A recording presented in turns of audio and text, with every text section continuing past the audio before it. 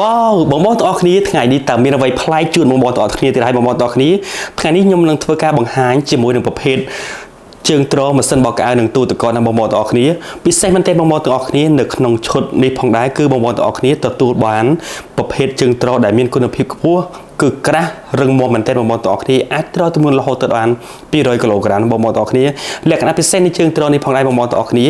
ជាប្រភេទ Inox 8ដើមបងប្អូនទាំងអស់គ្នាវ៉ាវ Inox 8ដើមបងប្អូនទាំងអស់គ្នាមិនមែនជាប្រភេទដែកទេណាបងប្អូនទាំងអស់គ្នាកុំច្រឡំគឺជាប្រភេទ Inox ហើយថែមទាំង